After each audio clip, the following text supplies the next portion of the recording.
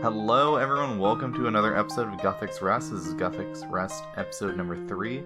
I am a guy named Sparre, and I'm joined by my co-host. Perfect. And we have some exciting updates to talk about. Oh, yeah. They're not quite in the game yet, but they're coming very soon. We're also going to talk a little bit about ourselves for a bit. How's your week been? It's been fine. It's been, it's whatever. I have been spending probably too many hours looking at the screen this week. But that's okay. Sometimes you gotta commit to grinds. Yeah. How many millions of XP have you gained this week? I've fallen off, but I was gaining a million. You fell off. I was gaining a million runecraft XP a day for 2 days straight. Because I'm insane. But I need it. It's very important to me. Yeah. So the reason you're doing that is because Bingo you want me to explain? Yeah. I don't have to. I mean, I could just leave. I could just leave the audience in mystery. They don't need to know why I need these rune crafting levels. I think they'd like to know. I don't think people they care. demand it. It's whatever. Why, a guy's averaging 103k runecraft XP an hour, which is pretty alright. It's whatever. Everybody does that once in a while, right? Most people don't. Anyways, I'm doing it because I have a very arbitrary restriction on all of my accounts that I basically imposed on myself when I was very small, and I got 99 runecraft as my first 99 back then. And now having the untrimmed runecraft cape is very sentimental to me, so I want to have it on every account that I can. And so far, that's gone pretty well. I still have it on my main, and I'd like to have it on my my iron account as well. Be sick. So, Bingo's coming up. We are participating in TNL's Springo event. And I came to the dangerous realization that I am at 97 ranged. I can only deal 500,000 range damage before I get 99 ranged, and more than likely I will be dealing more than that in range damage over the course of Springo. So I'm going especially, I don't know if you calculated the TOA boss bonus to that, because you get bonus XP. Oh, do you? I was wondering why XP was so much higher in that raid. I was like, why am I getting 300, almost 400 XP from shooting Zabak? Why? Yeah, you get a multiplier. It's pretty sizable. Why did they do that? Most bosses actually have that multiplier, except for quest bosses, which have a negative multiplier. Yeah, that's also, I knew that one. I knew that. Well, not negative, but they have a point. A below 0 or below 1, between 1 and 0 multiplier. Yeah. I knew that, but I didn't know that bosses had higher ones. But that makes sense. I was just wondering why the XP value seemed way bigger. Some of them have pretty high multipliers. I think a 4 times multiplier on some bosses. That further explains why the stupid energy transfer Zarite crossbow at Zabak is insane XP. It makes a lot more sense now. Yeah, because you get the fat XP drops. Because it made sense that you could just hit consistent 100s, but I never really understood is it at Zabak because he just has a lot of hit points? No, it's because XP multiplier. That makes sense. Yeah, if they could do it anywhere, they would just go do it anywhere. An easier place to teleport accounts into constantly, so you wouldn't have to wipe. But Zabak has the XP multiplier, so you do it there instead. Makes sense, I guess. But yeah. Getting a lot of runecraft XP. Kind of cool to just see the runecraft EHP on various trackers just say that I have more efficient hours played than the actual hours I played doing runecrafting. Kind of neat. Because I think the method I'm doing is above EHP for some reason, which doesn't make any sense to me. Well, it depends on how they're calculating EHP. Because I know some... Specifically on... You're probably looking at Iron Man EHP, though, right? Yeah, it's Iron Man EHP. So... Okay, yeah, it's probably way different then. Yes. So, I don't know, it was weird. EHP is kind of a weird metric in my opinion. But yeah. Whatevs. That's pretty much all that's been Yeah. happening to me. I've been editing videos and rune crafting. That's about it. Yeah, I have been not exactly the same. I've been preparing for bingo. I finished out 99 crafting between the last episode and this. Big. Super exciting. Now you can teleport to the crafting guild. GZ. Yeah, I actually forgot to buy my cape until the next day, and I was like, "Oh yeah, I should get that." Yeah, they're like the best bank teleport in the game. I should probably go get that. I haven't used it yet because I've just been bank standing doing fletching. I have. Oh man, speaking of cracked capes, the fletching cape, man, that's got such a good perk. Oh yeah, I love getting a bronze crossbow and a grapple. Hell yeah, dude! How else am I gonna go do Armadillo? I feel like that should be agility cape, like beyond the stamina bonus, because you need agility at all to use that. It seems. Yeah, but how do you make the grapple? Smithing. How do you make the? Don't you have to like attach a rope to it with? Yeah, you attach the rope with fletching, but on large, most of that is fletching and smithing. You can't make either of those items without the other skill from scratch. So yeah, it's a pretty dog shit cape though. It's bad. Yeah, it's kind of weird. You know, I have about 25.5 thousand more magic logs to fletch. I have half of those in my bank right now, so just AFKing that for most of the week. Doing some tow runs with our team captain a little bit as well. Trying to get a little money injection going before bingo starts. We record these on Thursdays, by the way, after the game update. And bingo is going to be starting on Saturday. Saturday at 5 a.m. our time. If you watch on YouTube and you watch to the end of the video, you would know that we record on Thursdays because I put the date that we record them on the very end. See, I didn't know that. It's because you don't watch my videos because you hate me. I already have to listen to this. Yeah, I don't watch the videos once they're on YouTube. If I fuck something up, someone else will tell me. Yeah, that's my mentality. If I fuck something up, someone's gonna tell me about it. There was an error in the first episode's audio that I didn't tell you about that I think I put a caption on. It says like, I don't know what happened to the audio here, but it's Sparre's fault. It wasn't that bad. What happened? I think like I started talking over myself a little bit, and it happened for like maybe half a second. And oh, you told me about that, but you never told me where. Yeah, I didn't bother. I flamed you in the YouTube video, but it didn't matter. In my opinion, it wasn't that bad. Gotcha. Yeah, I don't think anything else has really been going on this week in game. Yeah, just working on these Bible skills right now. I thought you said Bible skills. There's only one of those. Praise up for my boy JC up in the sky. But yeah, no, that's been my week. Bird, who are you? I'm Bird. Who am I? Who are we? We had some feedback from one of our friends that we kind of just jumped right in without really talking about who we are as players and as people. Which, to be fair, I think is fine because I watch a lot of podcasts and I didn't start from episode 1. You kidding me? I can't be asked to watch every single episode. Maybe eventually I'll go back, but I just kind of eventually learn who these people are while I'm watching it.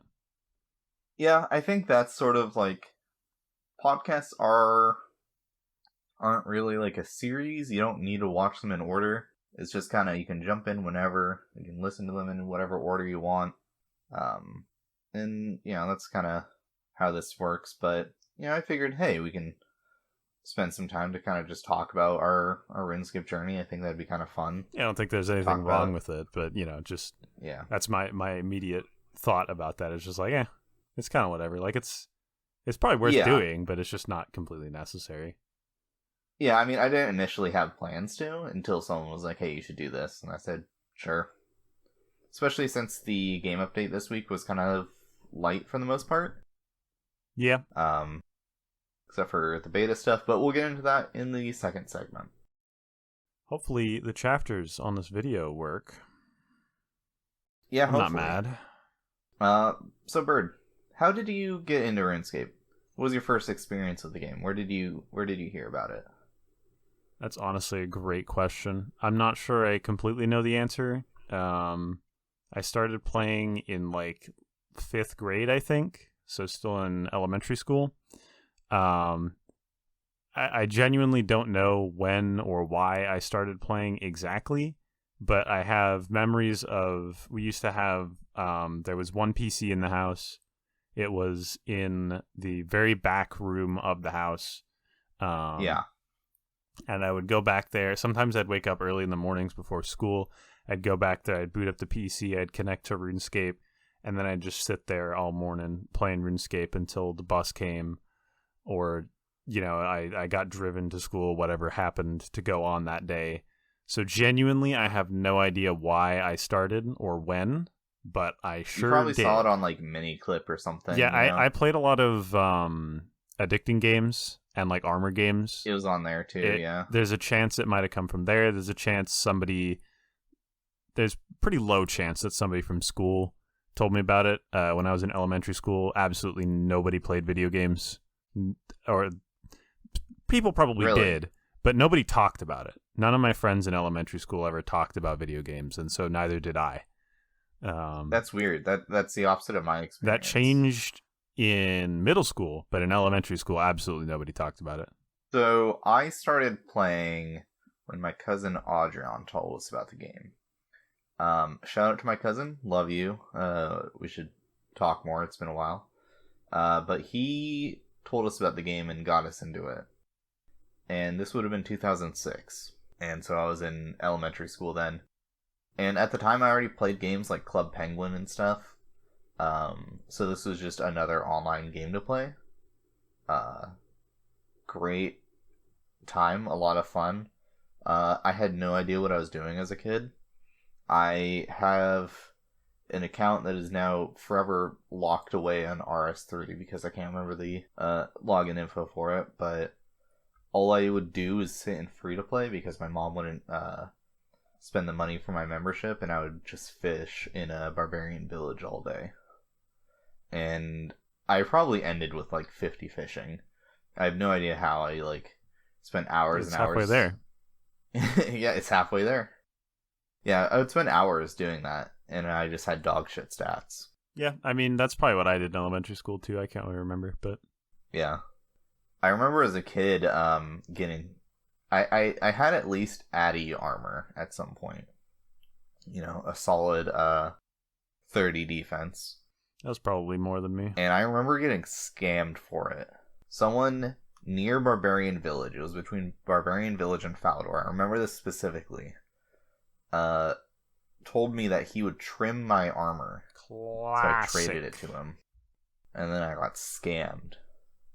And I cried so goddamn hard. Yeah, that sucks, but skill issue. Yeah. I don't think when I was young and dumb enough to fall for that kind of stuff, I had anything of any remote value, which, I mean, to be fair, Addy armor back then probably still wasn't even that valuable, but... Yeah, but to, you know, a kid back then, it was worth a lot. But, like, you know, from the idea of someone that is going to go out and scam someone else, like, for Addy armor, even back then, I don't know, man, kind of weird. Gotta at least find the rune guys. Come on. Yeah, but the rune guys were too smart to get scammed. So you'd go for the easy Addy guys. I don't know about that one. Yeah.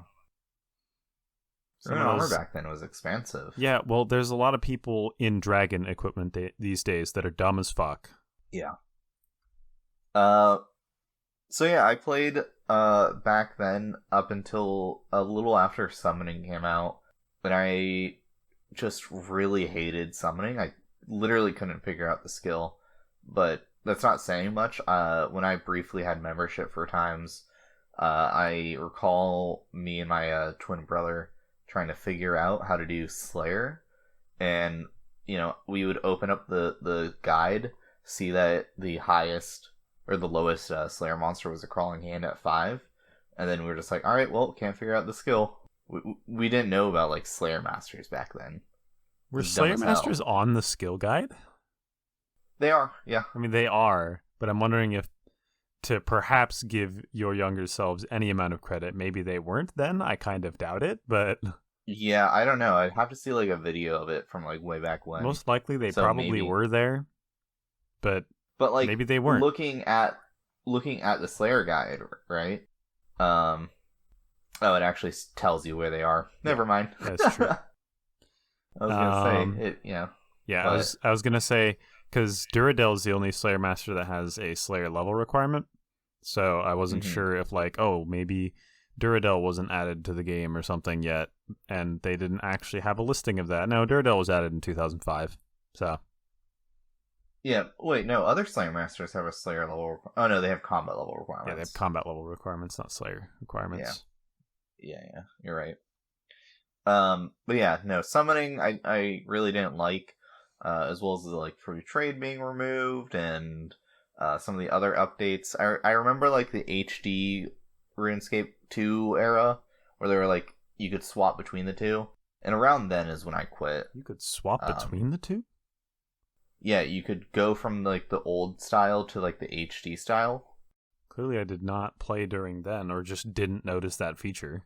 Because I played a lot during the RS2 graphics era. That was probably when I played the most. Yeah, I didn't play anything past that. Like 2000. It would have been like early 2008, I think. Yeah, I don't really know when I stopped playing. It's kind of hard to tell because I have very fond memories of playing Dungeoneering. That was what very year fun. would that have been? Do you know? Let's go to the RuneScape wiki real quick. Yeah. I went to the RuneScape wiki by transferring my Duradel page from the old school to the RuneScape wiki, and wow, Duradel looks like shit in RS3. Yeah, he does. I don't like how the RS3 things look. 2010. He only has one rune claw. He doesn't have them on both of his hands. Just on one hand. Right, because they're separate weapons in RS3. Hate that. Yeah. Dungeoneering was April of 2010. And then when was 13 years ago yesterday. Oh, that's kind of cool. Yeah.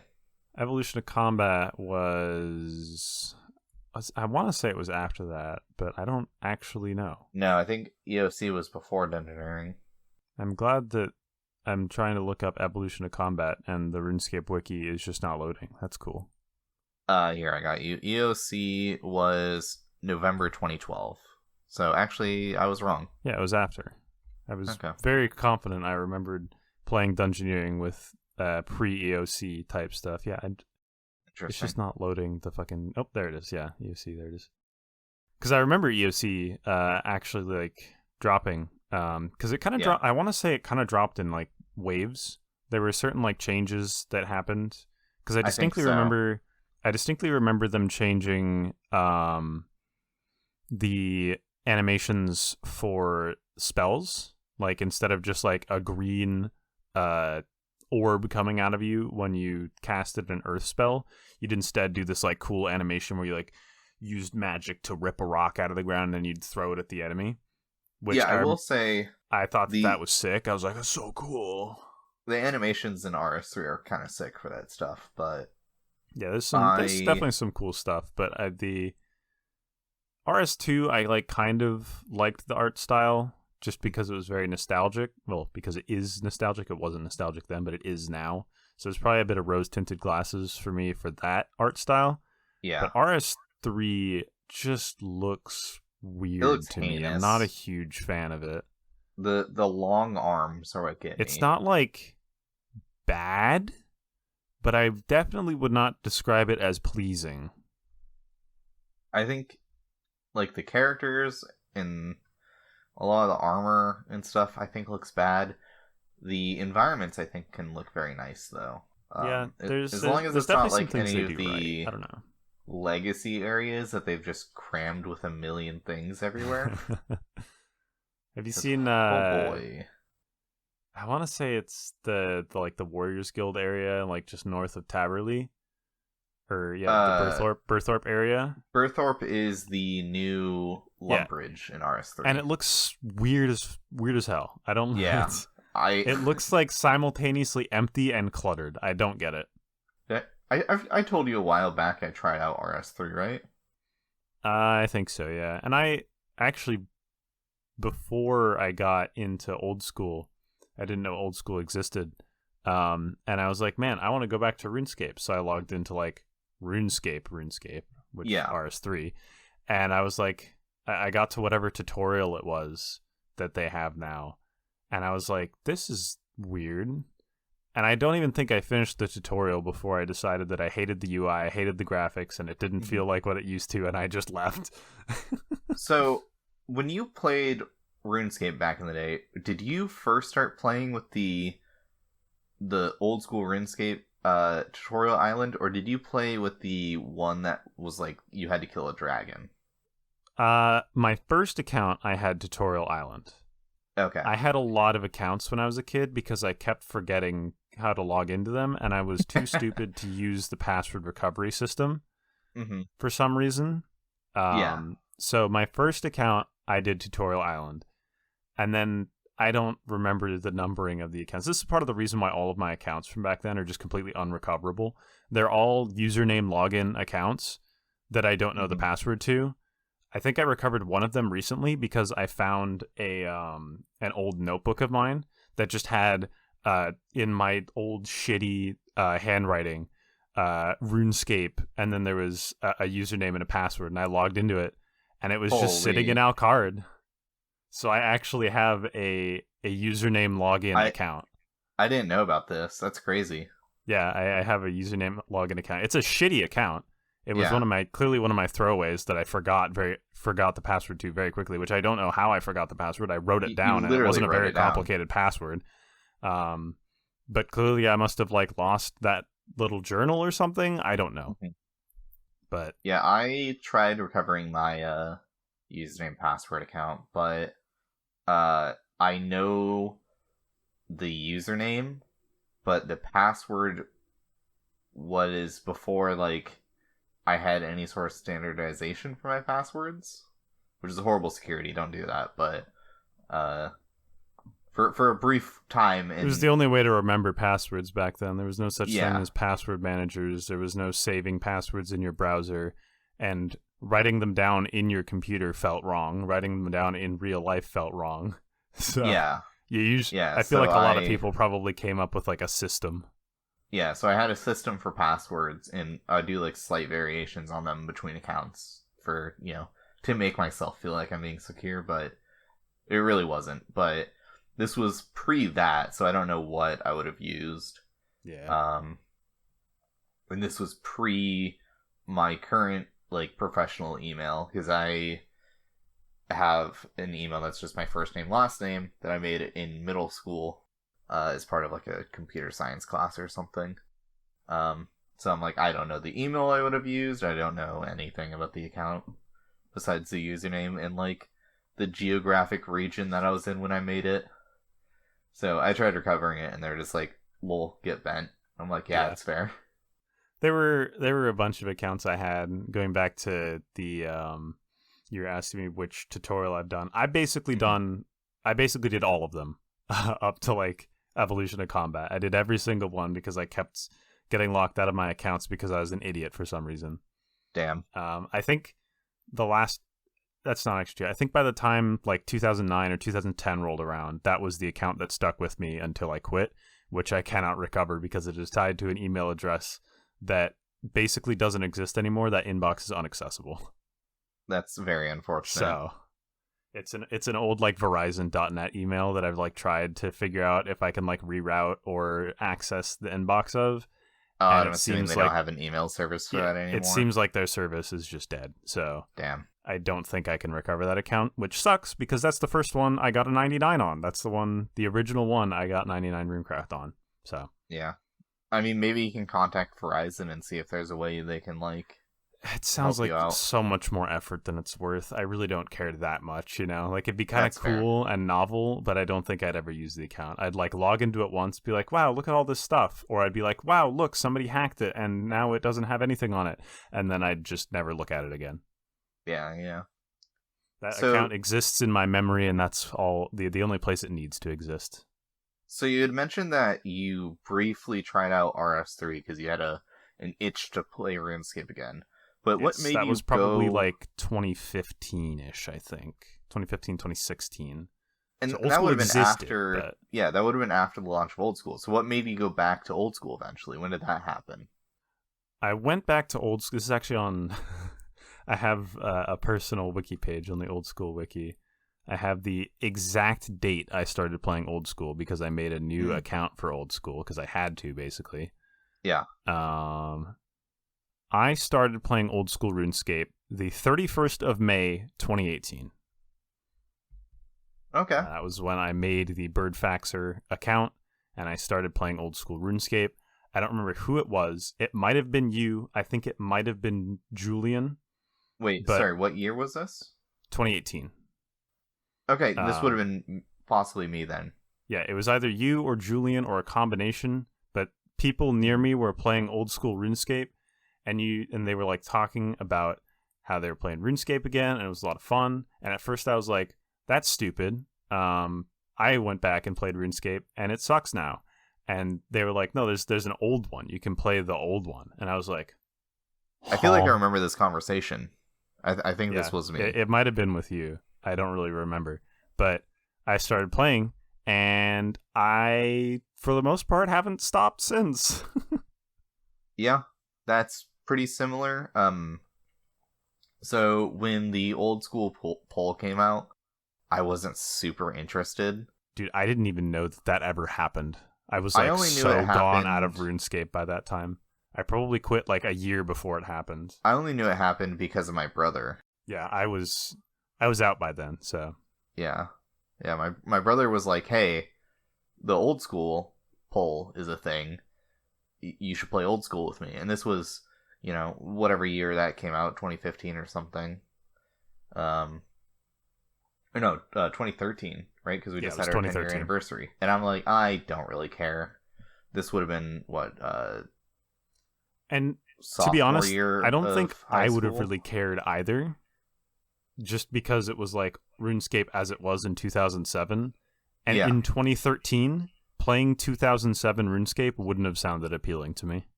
Yeah, no, I wasn't super interested. I was like, maybe. I mean, it's a nostalgic game for me, but like, I realistically only played RuneScape for 2 years when I started. I started 2006, just before the GE came out. I remember the GE update; it was pretty cool. And I was just like, yeah, no, I don't really care. It's not like it's not a huge game in my memory. But then come 2017, I'm off at college, and I am looking for something to play because I'm kind of bored of everything. And I end up getting into RuneScape. And since then, I've been playing basically nonstop. I have a yearly tradition of burning out for like 3 months around the holidays, around Christmas have time like in a- December. I have like a quarter yearly tradition of burning out. I think like every 4 years or so, I take like a year-long break and then come back. Yeah, this is the 'Cause- first year since 2018 that I haven't burnt, Yeah, which is I really think funny. I'd have to check my my experience tracker websites of choice. I don't, because for Birdfax R, it's a little weird. I think I was able to import my data points from Crystal Math Labs for the most part. I use Temple OSRS, but obviously Wise Old Man exists, and that one's also good.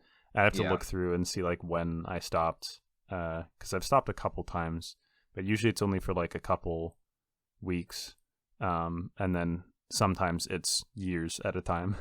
But I'm usually still paying attention to the game, but I'm just not playing sometimes. Yeah, there was that period where there was like no game updates for a while where I had burnt out, which was probably good I burnt around then because when I came back, everyone was like super sour towards the game that stuck around because there was nothing for like a year. Yeah, I think that might have been when I stopped playing too. Yeah, I came back and But like the not only real intentionally update as was well. like Tempros and Nightmare, and I'm like, okay, cool. I did Tempros for a while. Yeah, I don't have memory of doing Temperos on its release, so I think that I was also gone around that time. Yeah, I think you were also burnt Which out. I think kind of checks out for us because I think for the most part, neither of us play like a ton while the other is not playing. Because a lot Yeah, of the game for us, I think, is just talking about it between each other, which is kind of the reason we started the podcast because we already talk about the game a lot to each other. So yeah. I wanted an excuse to like just get you alone for like 2 or 3 hours and talk about the game without yeah, like because other people hopping in chat to everybody in talk our about. everybody in our private server would always get pissed off when we were talking about RuneScape Yeah, because well, nobody else cares except for like one guy. But yeah. we'd I be mean, sitting alone in a chat, and then they'd show up and get mad about us talking about it. It's like, what do you mean? I know, and we'd hop to another room because it's And like then they'd hop no, over. they hop over and it's like I just want to talk Oh about my god! I RuneScape, dude. just spiked my fucking my mic chart. But yeah, because like they'd be playing a game or whatever, and then they'd Mhm. stop playing that game, and everybody'd leave, and it'd be like one guy left in that chat, and then they just hop back in and be like, "Hey, what are you guys talking about?" I'm gonna be like RuneScape, and sometimes they'd just be like, "Oh, whatever," and then they wouldn't say anything and eventually leave, or they'd be like, "That's lame," and then they'd convince me or you to just like play a different game, and we'd stop talking. Yeah, so it's usually like I hop in and they're like doing Destiny stuff, or they'll hop in and they're now doing a Destiny raid in my fucking RuneScape chat. So Yeah, Destiny 2 is a pretty common game that I play as well. Just since this is like an introduction to oh yeah, us, I guess I can list off some other games that I like. Destiny 2 is my other like addiction game. That's a game I've sunk many many hours in, similar to RuneScape. But I'm a big indie game guy. I don't want to list off like all the random bullshit indie games I've played. I'll just list off the ones that some Big people three. might actually know about.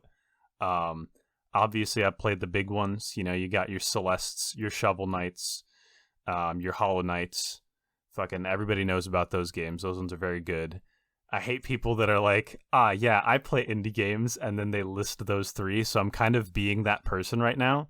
But I think the reason a lot of people that like are indie game fans, but like list really popular indie games, is because otherwise nobody knows what they're talking about. Yeah, Nobody cares. I could be like, yeah, I'm a big Song of the Myron fan. Everyone's gonna be like, what the fuck are you talking about? Yeah. So Uh, I think it's a better thing to just like say like, oh, I'm really into like action platformers a lot of the time. So listing off games like Ori or Celeste or stuff like that is probably a better indication of what I like. I generally am not a huge fan of first person shooters, but here and there I do like them. yeah, we Destiny had 2 appeals because of the kind of MMO aspect, and then something like Apex Legends or Titanfall appeals to me because I really like the movement aspect, and the shooting is just like also there, and that's fun too. mhm. Yeah, we had a big kick of Apex for a while when we Yeah, weren't I playing kind of want to get RuneScape. back in, but I've heard the updates have been kind of stinky lately. I've heard that it's not. I don't think they've been stinky. I think they've just been like kind of nothing burgers. Yeah, And that's then what I meant by sometimes they're stinky. sometimes they're bad, and then they like make them Yeah. unbad, but it's just kind of boring. I'm just waiting for something big. Yeah, I think there's just going to be like another new legend next season, and nothing else. The new map was cool, but So whatever. I was like, what games have I been playing besides RuneScape? Like, I'll go on the classic like Minecraft bout for a while. Like I Yeah. ran a Minecraft server for We're both TNL for like big 2 Minecraft months. fans. Um, Who yeah, isn't a big Minecraft fan? I feel like not very It's many just a people. good Well, game. okay, big fan is kind of an overstatement, but like, who hasn't played a little Minecraft in their day? It's like the so best-selling game of all time. looking at my recently played games on Steam, when was the last time I played a game? Take a guess. 36 days ago. Nope. December 2022. God, good I life. have an Apex update that I never played, the Dark and Darker 2 demo, which I launched but never actually played. Oh man. And then Vampire Survivors was the last game I played in December 2022. Wow. Yeah, I can list off. I also haven't played a whole bunch. Like, yeah, the only games on my recently played games here list that I actually play recently are Destiny 2, Rocket League, Deep Rock Galactic, and then we get to like games that I haven't actually played in a long time. Yeah. Dang, Gemcraft and Mindustry are here. That's a game type that I'm also super into, is like logistics games. We were talking about how we were both looking at the YouTube analytics, and we were talking about how we both really just like data. Data is kind of cool and fun to look at. Yeah. And that also applies for me a little bit into my games like Mindustry or Satisfactory or Factorio, or even just like modded Minecraft with like applied energistics and other like fabrication mod types. Being like efficient and like creating efficient systems is something that makes my brain happy. That's why I went into the computer science field, because I think it's cool. But yeah, that's also a type of thing I like. Yeah, so I like data, but more specifically, I like data that pertains to like monetary stuff. So like I like the I was obsessed with figuring out how much like money Twitch streamers made for a while in like 2016. Like I was like, okay, take their sub number and multiply it by 5. Yeah, but like specifically with like donations and bits weren't a thing back then. But like stuff like that, and then at work I'll annoy my boss sometimes and like ask him like about sales numbers and stuff, even though it has nothing to do with what I do on a day to day. And like the other day, you know, when our restaurant flooded, I was like, so how much did it like cost for the plumber? I was talking to the kitchen manager, and he had no idea, because he's the kitchen manager, not the general manager. But not the plumber manager. Yeah. God, we went on a big tangent there. RuneScape. I mean, it was somewhat relevant. You know, it's who are we? Yeah. You know, taste in games, it matters. That's true. That's true. That's why I went on that tangent, is because it's like it's relevant enough. I think. Can't wait to edit pictures of all the games I just mentioned. That's gonna be fun. Just show like a video of you just scrolling through your Steam library in like the big picture mode. That'll be good enough. There's gonna be some weird ones on there, because one of our friends had like a bunch of Steam keys recently, and I just like entered a bunch of them. None of them are like, you know, weirdo like porn games, but it's just like a lot of random stuff. You know, a lot of them I probably my will library never play. is full of those. I don't have those. I don't accept those. Thanks, David. Well, so he sent me like a dinosaur game pack, but like only the first 50 games were dinosaur games, and then the other 50 were like Bejeweled but porn, and I was just like, oh, you know, why? one of the games on my my recently played list is actually just straight up Bejeweled 3. I have it on Steam. Nice. Last time I played it was February 20th. I think I booted it up as a joke, and I played it just streaming in our chat. That's right, because one of our friends joined, and he was like backseating me in Bejeweled, and I was like, bro, I'm playing Bejeweled. Stop. Was it Lamp? It was Name Lamp. And shame. Okay. Yeah, it was Lamp. I was playing Bejeweled, and he was like, oh, move to 1 right there. I was like, dude, shut up. I'm playing Bejeweled, man. Who cares? Just it's a classic Lamp. That shit pisses me off sometimes. If you're listening, Lamp, fuck you. Stop that. Getting slightly back on a topic again. We've talked about the past. We've talked about how we got to where we are now. But like, what do we do in RuneScape? Like, what's our accounts like? What do we like to actually like do when we play this game? Yeah, for my answer, I'm going to take a couple steps back again, because I used to be primarily like a skillery type person. Like I talked about how I did Dungeoneering on Dungeoneering's like release. It was not like release day, but it was release-ish. That was like basically the most combat I had ever done. I never really did a lot of combat. I trained magic by like teleporting and alching. I didn't really like hit things, and if I did, it was probably like goblins. I don't think I ever touched Slayer in my life. I just did like fishing and runecrafting and mining, and that was really all I did. That was what I enjoyed back then.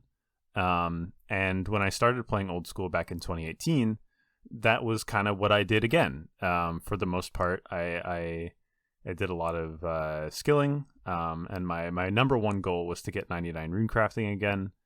But I did some of the new quests, some of the earlier new quests. It took me a long time. I can actually look on my user page. I did not get my quest cape until 2 years after I started playing on the 14th of May in 2020, which was actually after I got 99 runecraft, which was on the 13th of April in 2020. But basically after I did like my long bout of playing the game like I used to, doing a lot of skilling, that's kind of why both my 99 runecraft and my quest cape are kind of close to each other, is because once I got 99 runecraft, I was like, wow, what do I do now? And then I realized that I can play the game. And so I went out and I did every quest, and I started doing a lot of PVM. Well, then not a lot of it, but I started getting into it. One of my first like big PVM experiences was Gauntlet. I did a lot of Gauntlet. Just regular Gauntlet. I think I have like 118 KC on regular Gauntlet on my main. And then eventually I switched to Corrupted.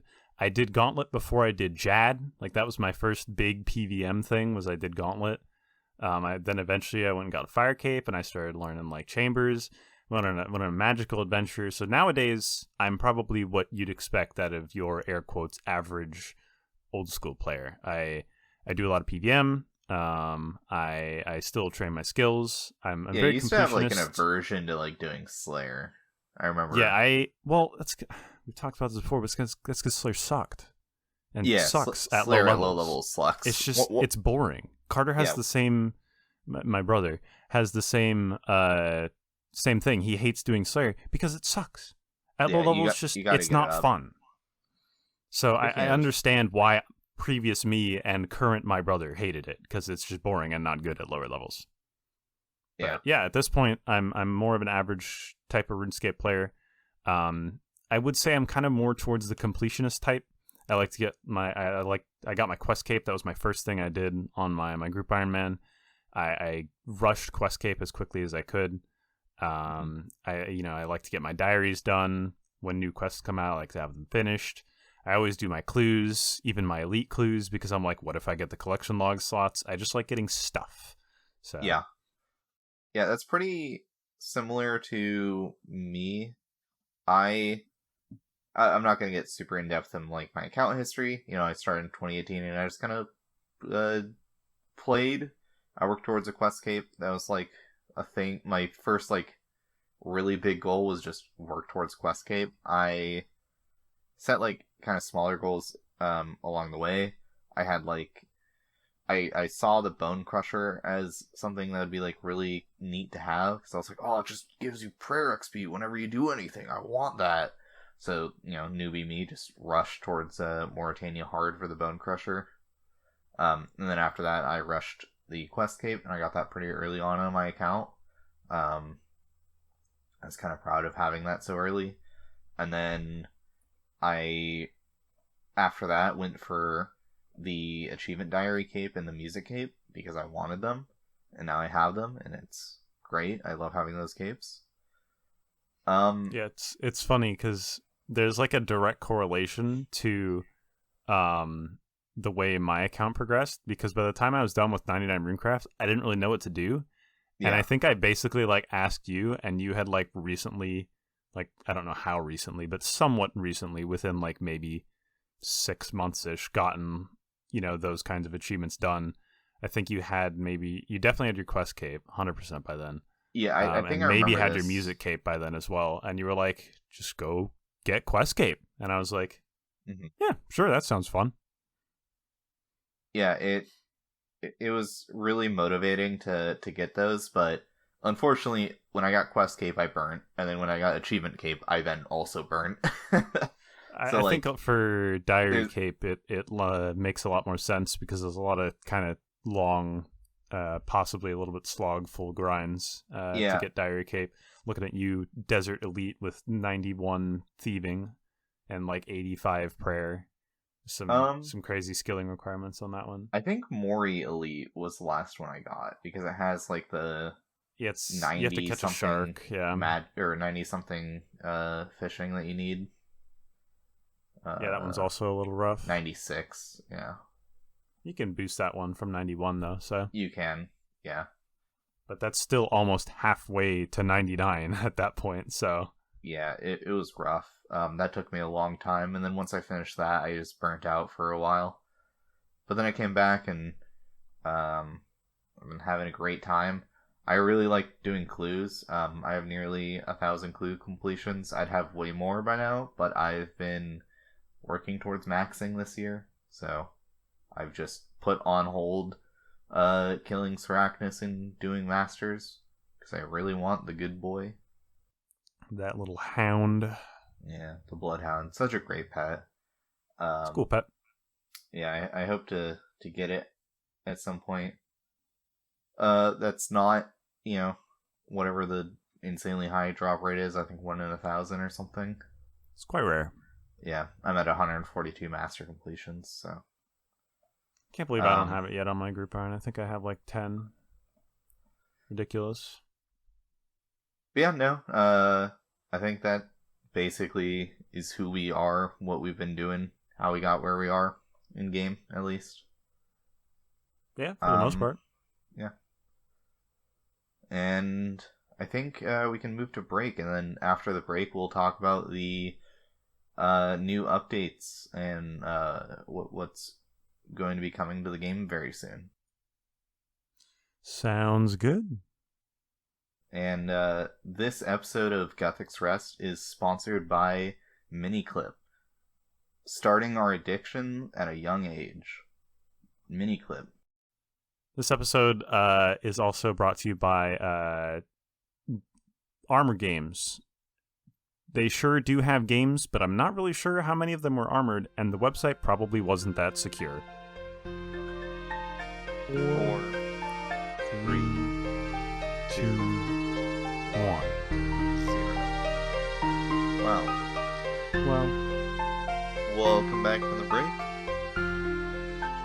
hello. So, we have 2 things to talk about. 2 blog posts, 2 news posts. First one, we don't normally get a news post for this kind of thing. This is a big deal though. This poll result is quite important. So we had the vote last week for what new skill we want in old school. It's true. If you didn't vote, to my what the heck, man? surprise, yeah, this is a very important vote. We had a lot of people that voted on this one. Yeah, over 178,000 votes.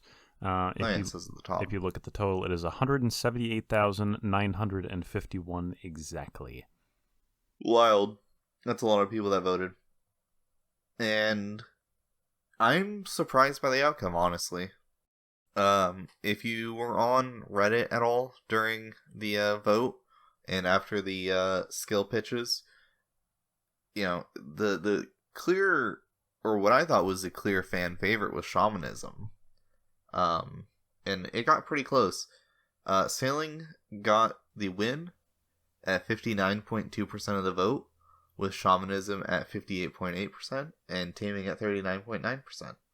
Yeah, I exist very much outside of the Reddit sphere. I do not involve myself with the subreddit or the community at large. And so my impression from just talking to a lot of the people that I usually play RuneScape with was that Sailing was the most popular choice. So I had heard that Shamanism did seem to be the most popular on Reddit, but most people said that they liked the idea of all of them, but Sailing was the strongest option in their opinion, and also in my opinion. I shared that opinion. Yeah, I was I voted for Shamanism as my favorite, but I voted for Sailing as well as shamanism because it was multiple choice, so you could vote for multiple of those.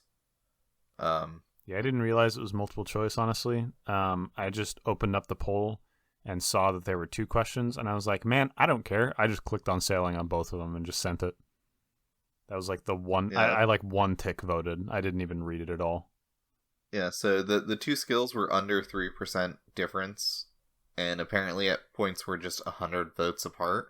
Yes. So, like, it was very close. To be fair, that 3% difference is actually a significant number, though. Shamanism is at 58,926 votes. Sailing is at 64,248 votes. So it is actually a fair number of people, or rather, accounts that voted for sailing rather than shamanism. Difference, though, is less in the first question, where it was just asking in general. That's also a multi-choice, though, right? Yeah. That's the important distinction there, is that most people that vote for sailing also think that shamanism would be cool. Yeah. Which leads us into their the thing they say about the third skill, shamanism. Came very close to taking the crown with 3% of the votes. While sailing will be, of course, our primary focus, we want to reassure you that we are open to exploring more skills in the future. Your feedback regarding shamanism was clear.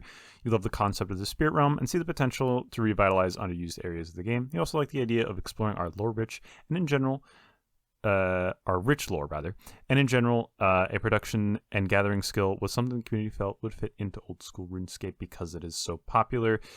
It's possible it could come back in the future. It's on their backlog, but sailing is going to be their priority right now. And the opinion that like it fit old school to a T, I was listening to the Wilderness podcast today, and that's the opinion that they had reading over these skills was like shamanism is the most old school feeling skill that they proposed, and I think that's pretty true. It feels like the most skill that we like. It feels like something we could have gotten back in like 2008. Yeah, I think the reasoning for that is because, actually, I was watching the live stream they did today. Most of it they were talking about the new skill stuff, and I think it was Mod Husky was talking about how the reason he thinks that is because it is partially a production gathering skill. It is very easy to imagine what the gameplay loop of that skill is because most production gathering skills are largely the same. As such, it feels very old school. Whereas something like sailing, it's very ambiguous right now as to how you will exactly get XP, and therefore it is very ambiguous as to what the primary gameplay loop is going to look like. So it may feel a little less old school because of that. I saw a pretty funny meme earlier today, actually, on Reddit.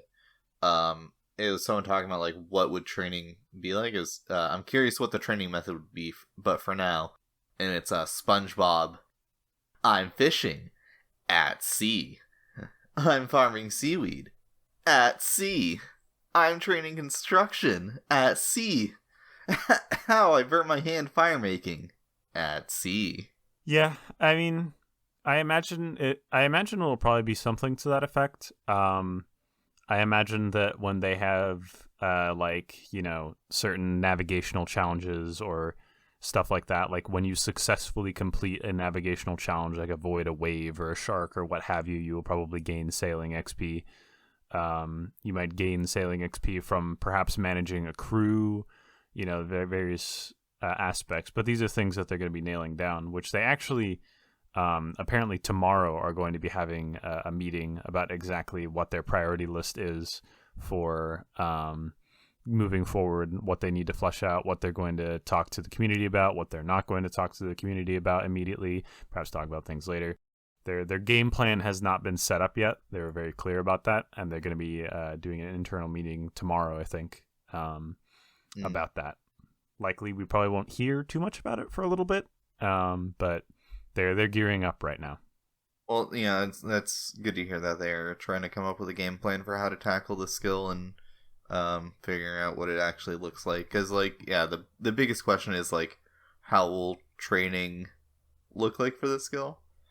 And I don't think the main method of training will be these, split methods. I think that's going to be, a way you could train those other skills and maybe not necessarily gain sailing XP, I think you're gonna do other stuff for sailing XP. Yeah, I think that one thing that I think was also Mod Husky. Husky was very combative on the stream.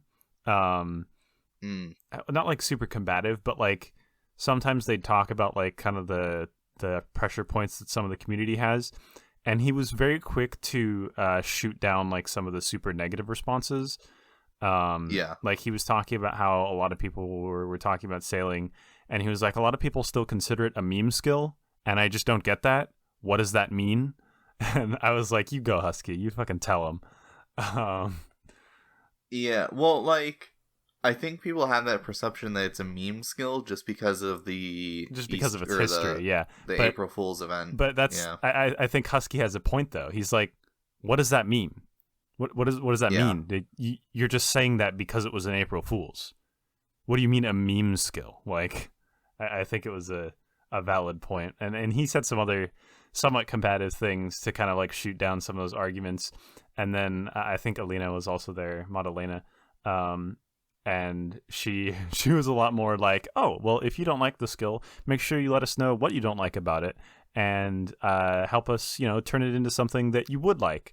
And Husky was like, man, I was just on social media and this guy was saying this stupid thing, and that's dumb. Why do you think that? You shouldn't think that. I think this. Like, he wasn't being rude, but he was being very argumentative. He was being productive about it. But I was like, man, you go, Husky. Yeah, well, a lot of this is going to come up again in when we talk about the next blog, but a lot of players just give terrible feedback. Yeah, just it's completely not atrocious. It's just not helpful. Is the thing. Like, they just a lot of it ends up just being like ad hominem and stuff, and it's just like, huh? Yeah. What's the point of saying that? Yeah,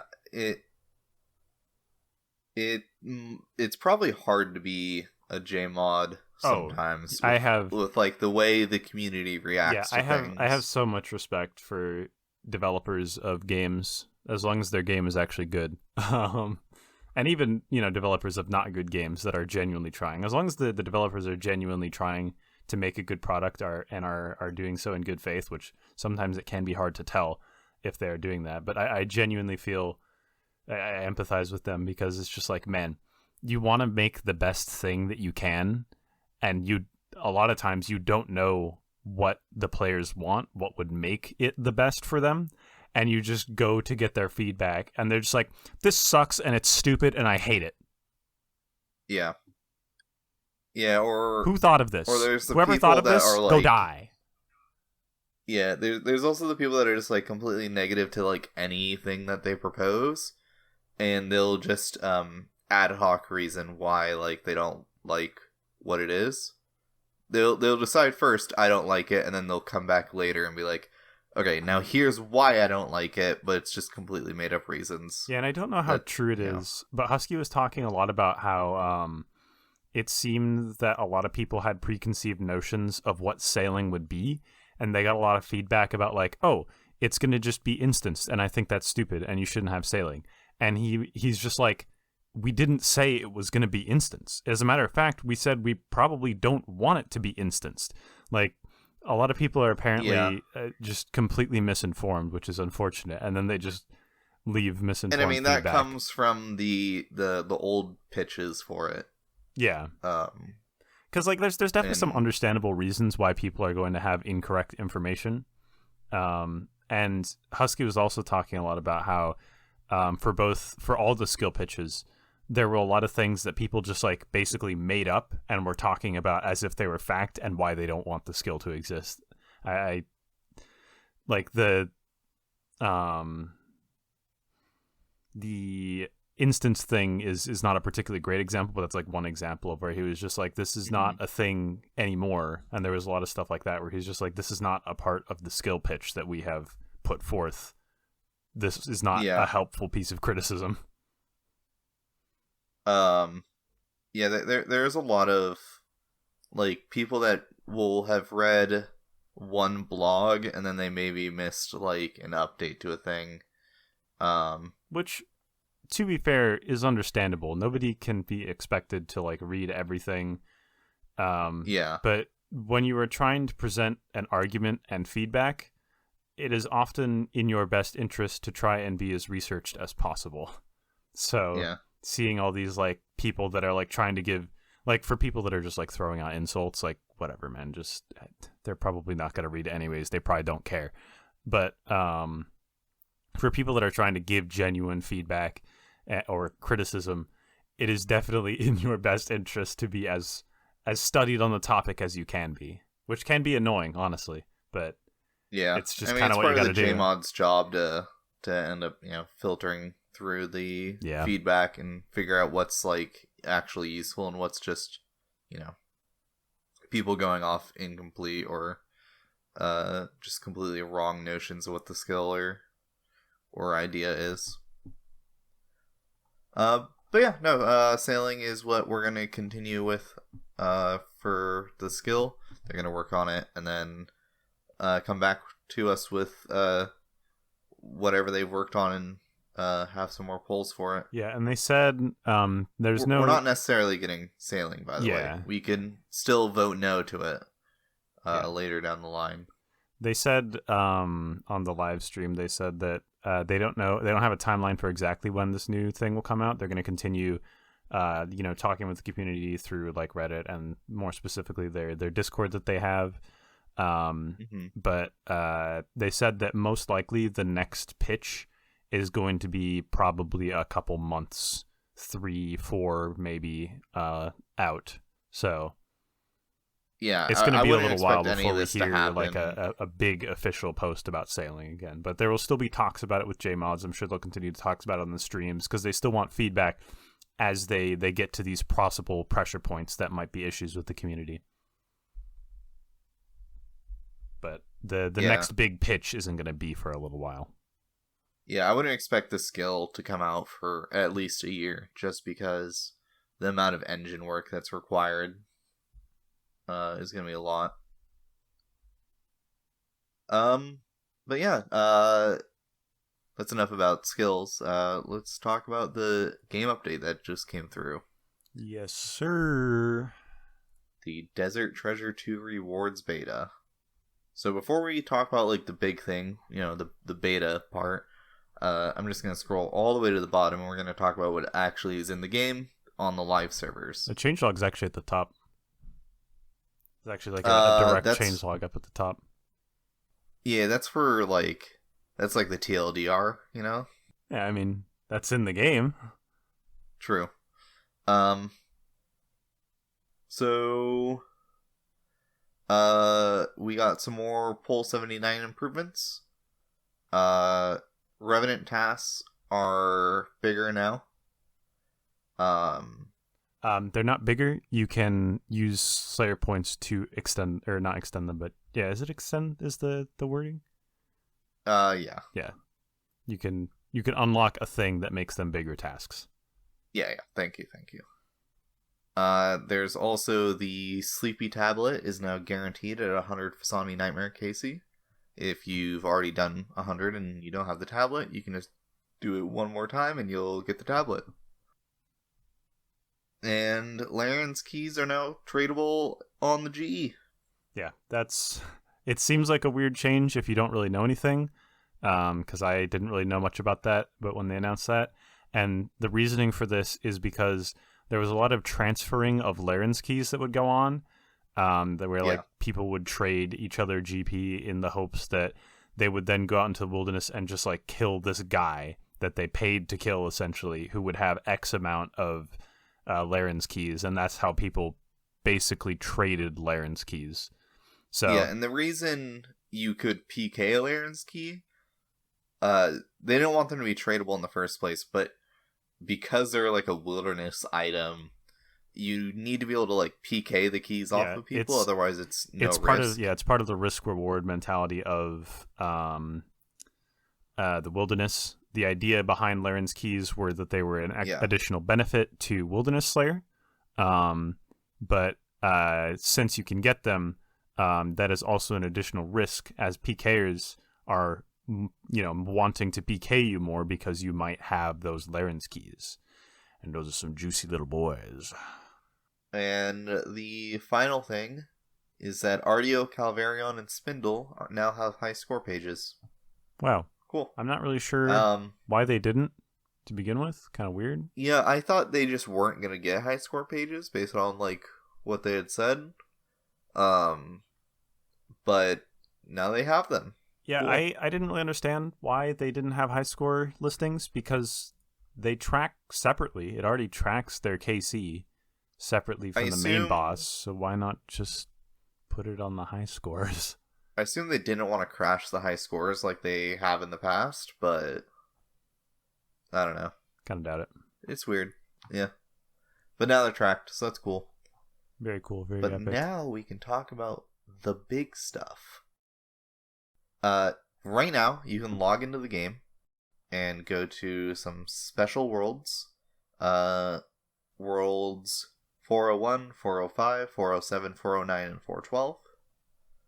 And you will be able to test out the Desert Treasure 2 rewards. Yo. You're going to spawn in with the 4 new best in slot rings. These rings are just the 4 Dagonoth King rings, but better. You're also going to get 4 upgraded Ancient Scepters. These upgrades pertain to a specific type of ancient magic. There's also the Virtus robe pieces, the mask, and the top and bottom. And then a new axe, which I didn't know was coming into this update at all, but yeah, it is the Soulreaper axe. This is its first actual official debut in a blog post. They had mentioned that they were going to be adding a new weapon in the original Greenlight polls, but it was not a set in stone thing yet, because they were like, we want your ideas in the community. So this is a community designed weapon that they are putting into the beta worlds. So this is its first debut into real existence, being on blogs and explaining that it's a real guy, real epic, cool guy axe. You also will get a green egg, which is a dev item that lets you... No ham, just the green egg. You'll get... it'll let you teleport to every single boss encounter in the game. If you're near a bank, you can access all gear and items in the game. I don't know why they don't just let you do this anywhere, but you can only do it near a bank. It's because there's currently PvP beta stuff happening right now. So it'd be kind of dumb if you could just, in the middle of a fight, just pull stuff. I guess. I don't know. You can also swap your prayer book and spellbook, because the new prayer book is being tested. Yes, we talked about this last week. Yeah. I think we'll talk about the prayers last, because they're the juiciest. We'll run them. We will run them over with a truck again. Probably a lot more briefly than we did last time, honestly. The entire second half of last podcast is about Ruinous prayers. So yeah, if you want to hear us go into depth about that, you can go back there. But now we can actually talk about how they feel in practice. Anyways, the first thing is the 4 rings. Ring of True Blood is just a B ring, gives you plus 12 strength. When I saw plus 12, I was like, holy. That's pretty juicy. That's ha.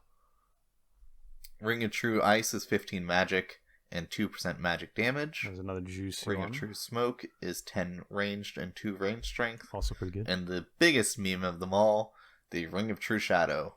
Plus 12 slash bonus and plus 4 melee strength. Yeah, I mean, Warrior Ring was already kind of the most joke, and still is. You just made a Warrior Ring with some strength bonus. I guess it's good for arc lighting but who cares? I feel like the Ring of True Shadow should have accuracies in every melee style, not just slash. Yeah, but then that would make the Wilder Rings pointless. Oh, fuck. Those stupid pieces of garbage. Yeah, I kind of forgot about those. That's why I didn't want them to be the just straight stat upgrades. Stupid.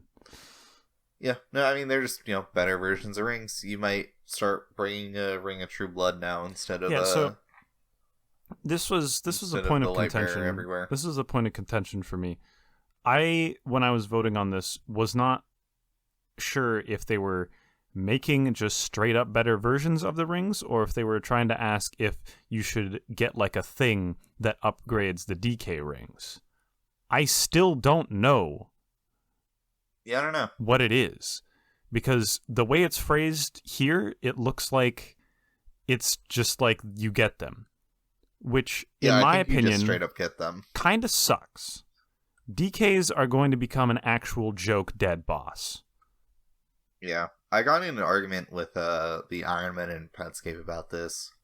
Why? I was like, yeah, no, I don't think that DK should be dead content. Like, yeah, they're an old boss, but like, if we make DKs dead content, then no one is gonna want to do them. No one is gonna do them, and then like low levels that want to do bossing are gonna see DKs, see the rings are worth fucking nothing. Because they will be worth nothing. With these existing, they are worthless. Actually, completely worthless. Yeah, I mean, that's assuming, though, that these rings are going to be relatively common. Even if they aren't relatively common, I doubt they will be, like, rare, right? I imagine they will be uncommon, not, like, common, but I doubt they will be rare. And I think that while they will be more expensive than what we currently see on the ring market, I think that the older rings will also devalue in price substantially.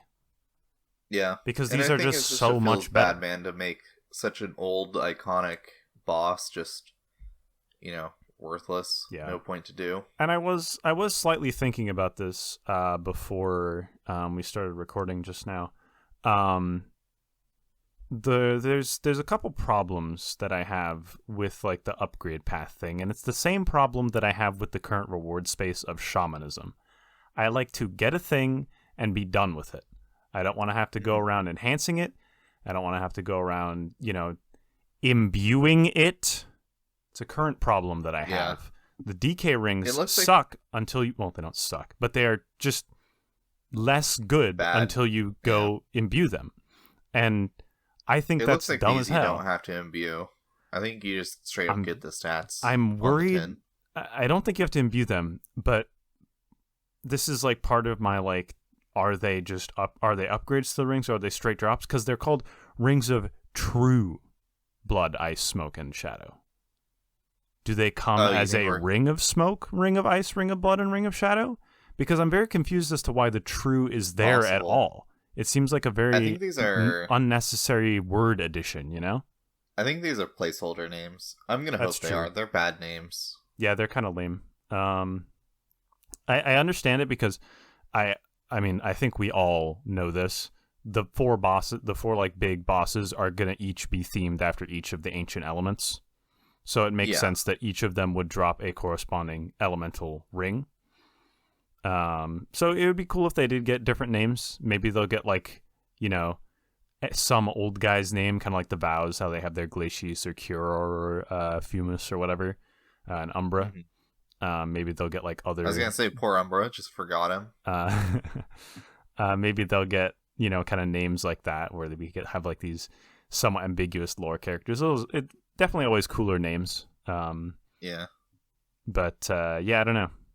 These ones, like they're good rings, don't get me wrong, but just I just have those confusions with these still. But they're cool. Yeah, they're cool. Excited. Not super interesting to test out. Get a max. They're gonna be good. They're gonna be worth getting. Ancient sceptre upgrades. You can slot in a gem. These are good too. Type. These are really good. Yeah.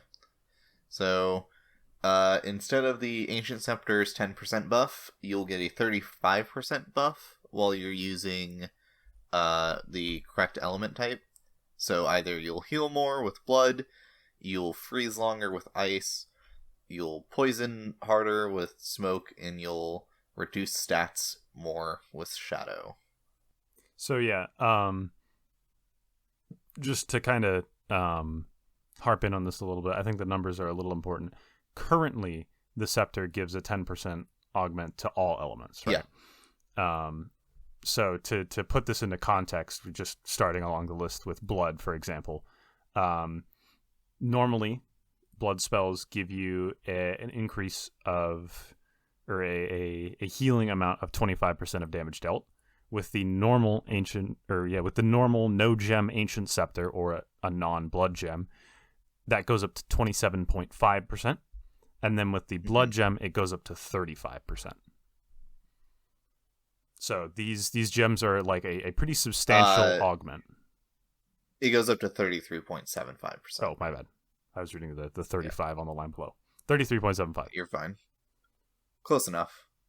It's a big increase in how much it heals you. Yes. Same with the freezes. Barrages go from a 32 tick freeze to a 43 tick. Yeah, that's cool. 25.8 seconds for those of you that are not willing to multiply 0.6 by 43. Yeah, you go from 19.2 seconds to 25.8 seconds. Which is a long time when you're in like multi in the wilderness. Yeah. And I don't know. We were talking about Inferno last week. I was going on my ramble about my somewhat rookie Inferno takes, because I am definitely still a rookie to that. But I am definitely curious which one is going to be more useful at which skill levels, because both the blood and the ice ones I think are going to be very good. I imagine ice is going to be better. Yeah, I imagine ice will probably end up being better at higher levels, but I also imagine I don't know if Scepter's even going to see use, simply because its percent damage is lower. I'm very curious to see the way that develops, but freezing nibblers for 43 ticks is pretty good. The percent damage might be lower, but we're getting Virtus's robes. Yes. Which... do we want to talk about that right now, or do we want to talk about the smoke and they're shadow they're ones? The redheaded stepchildren of the ancient just to spellbook. Briefly cover them, because I think it's still important. The smoke one, it's still just an increase in what they do. The smoke one, your rush/burst poison severity goes from 10 to 13, and your blitz/barrage poison severity goes from 20 to 27. I'm not explaining poison severity. Go look it up if you don't know how it works. And then your for shadow, rush and burst go from 10% to 13% stat drain, and blitz and barrage go from 15% to 20% stat drain. Whoa. Once again, just straight upgrades. Most likely, these two spell type. I imagine these gems will not see much use. Yeah. What will probably see use is, as Sparre was just about to talk about, the Virtus robes. Go ahead. Yeah, so while you wear these robes, each piece gives you a 4% damage increase to all ancient spells, which, if you're doing the math, 4 times 3 is 12%, which is way higher than the ancestral robes give you. Yes, but these only apply to ancient magics. Only to ancient magics. You get a 12% damage buff. I was so happy when I saw that, because I remember they pulled if you want to see them have specifically effects to ancients, or if you want them to just be like percent damage increase, and percent damage increase got a bunch of votes or something. I didn't remember. But this was another ambiguity point I wasn't really sure on, because a lot of the talk I had heard was that Virtus robes were just going to have a slightly lower magic percent damage bonus than ancestral, and I was like, that would be so lame. So to see it have big 4% magic strength on each one, but only for ancient magics, I think that is sick. I read this at this is a good way to... And I was like, yeah, this is cool. Yeah, this is a good way to, diversify endgame gear. Because, instead of just being a straight stat upgrade, it's, you get the increased magic damage, but you have to be using this specific, spell type. And this isn't going this also, it's kind of a balancing act where okay, now we're not giving Shadow more max hits for no reason. Yeah. There's also passives that you get. Yes, these passives are really, really cool. I like these. Yeah. So smoke, if you hit someone that's poisoned, they have 30% reduced healing, which I think is so super smoke, interesting. Yeah, that might actually be good in like PKing. Yeah, that could actually be really, really cool. Drop a smoke barrage on them in the middle of a fight. I was about to say, I wonder if this would work on Kefri, but I don't think Kefri can be poisoned. So no, it would not work. But it would be cool if we could see uses for this in PVM. We probably never will, but it would be interesting. Yeah, Jagex and their infinite obsession of making every boss non-poisonable. Rest in peace, poison penetration as a stat. Yeah. Would have been kind of cool, but I understand why I got voted no. It also just absolutely broke everything when they changed the system behind the scenes. Yeah. So, BA still doesn't work exactly how it did before the update, so those people are still molding. Stay molding. But yeah, Shadow, instead of just draining attack, or wait, what does it normally drain? I believe I have the Ancient Scepter page pulled up. It is only attack, yeah. Yeah, instead of draining only attack, it now drains all of the combat stats, except for hit points and prayer. It's strength, ranged, magic, defense, and attack, which pretty cool. Is great. It works like a BGS now. Yeah. That might be useful in places. I don't know I'm very curious, where, but... I'm very curious. I mentioned this last time. I'm curious to see if this might be good at Zulrah. Because when he's... Whatever phase you mage, you could just... The range phase. Yeah, the range phase. You could just do this. You could just shadow him the whole time. I don't know if he like resets his stats when he submerges. Probably does. But if he doesn't, that'd be kind of cool. Could be kind of useful there. Could be kind of neat. Especially since your shadow spells max hit is maybe decent at this point because you have 12% increased mage strength because you're only using ancient magic. And then you could use like the shadow gem to make it reduce his stats even more. I don't know. Probably not going to be good, but maybe. Yeah. I think if you're using the shadow barrage, you're probably not using the gem because the difference between 15% and 20% is probably not that big. No, it's probably not worth it. You want one of the other effects. Probably the blood one, honestly. Such as blood, which overheals you by 20%. That's so good. Yep. So you can blood barrage someone or an enemy and just be constantly healed up to like 120. Cool. I think that one's my favorite. The ice one is also good. The ice and the smoke one are also cool, but the blood one I think is very, very cool. Yeah, ice is 10% accuracy against frozen targets, which cool. I kind of wish it was just 10% accuracy to ice spells. Might be too good in PvP, but it'd be really nice for hitting those fucking nibblers. The issue with that is in PvP, like landing your first freeze can be really important. Yeah, so I've done a little bit of LMS, and not landing that first freeze can really, really suck. To be fair, though, you are going to be using Virtus armor, the full set, in order to do this. Of course. But you will, if you are on the Ancients prayer book, you will not be able to protect item. So, yeah. But you know, you don't have to be on the Ancient prayer book while you use ancient magics with this. I mean, you might want to though, because they're kind of busted. There's some good ones in there. Yeah. First, we're going to talk about the Soulreaper Axe. Yeah, pretty happy with Virtus robes. Let's move on to this Axey boy. Did you test this out yet in the beta? No. I'm going to be honest. When I saw this thing, the first time I was reading through the blog, I hit this thing with the man. That's a lot of words. Good thing I'm not reading them. This thing. Okay, so it's I've read it really easy to understand. Yeah, I've read it now. Not that hard to understand. I thought it was like mechanic creep at first, but that's because I didn't read it at all, and I'm worried that it's aforementioned wordy people for that what, we had what it talked. does. Yeah, I hope that people we had talked about earlier in the podcast do not go, wow, that's a lot of words. I'm not going to read them. This weapon is power creep and probably sucks. Because I can see that happening. But yeah, it's not too complicated. I'll explain it since I thought it was complicated, but it's actually not. Basically, instead of having a spec bar, it gets overridden. You've actually tested this in the beta. If you unequip the Soulreaper Axe, is your spec bar you unchanged? lose all charges. Yeah, but is your regular spec bar unchanged, or do you also have 0 spec? You have 100% spec. Okay, interesting. Or whatever spec you would normally have. I assume your spec probably just keeps acting normally in the background. Which is cool. I like that.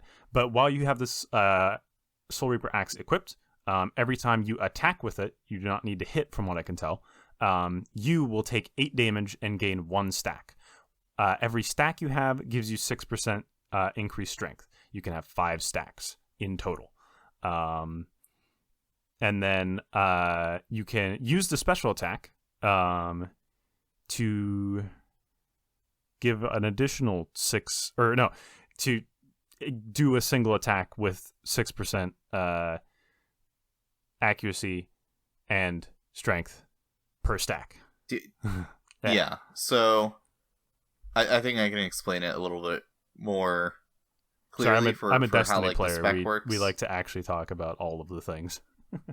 Yeah. So the way the special attack works, so for each stack you get the 6% bonus strength. And then when you use your spec, you get 6% increased accuracy on that one attack, plus the bonus strength you would have had.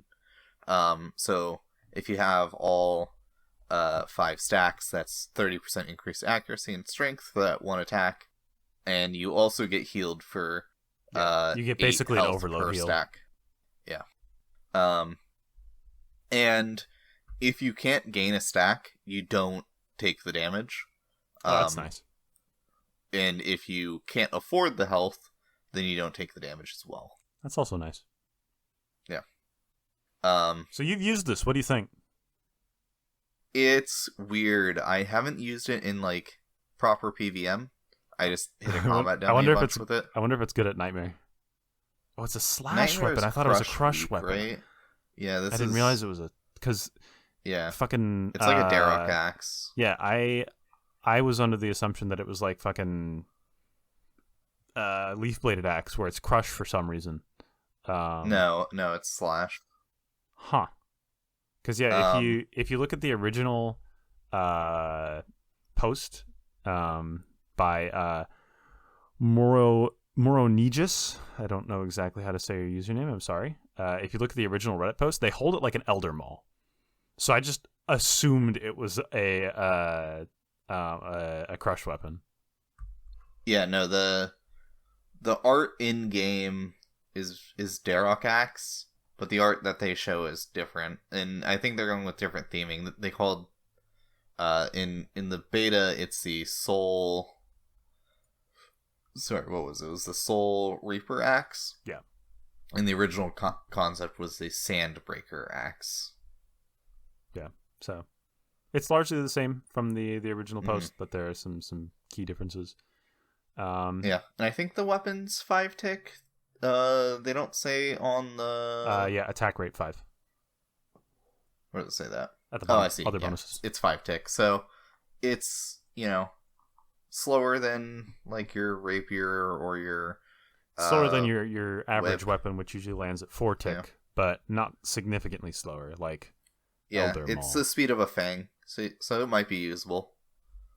We'll have to see. I mean, it's, you lose stacks pretty quickly if you're not attacking something. Like, it's like 5 ticks or something, where if you're not in combat, you just lose a stack. So, like, swapping from one mob to another, you lose stacks. Interesting. So it has to be something where you're, like, pretty constantly hitting things. Yeah, I'm sure there's already some scenarios that people that have been messing around on the beta have found that this thing might be useful at. It's very interesting. In order to get it, each of the 4 bosses that will be in Desert Treasure 2 will have a unique piece of this item, and you will need to assemble the 4 pieces to create it. Yeah, I can't imagine it's gonna be like super rare from them. I doubt it. Um, It'll probably honestly. I expect these to be the 1 in 50 drop. 1 Probably in 50. Oh, probably not guaranteed. I was thinking like 1 in 128 from them. 128 probably also reasonable. Yeah. I don't think that this is going to be like a coveted rare item by any means.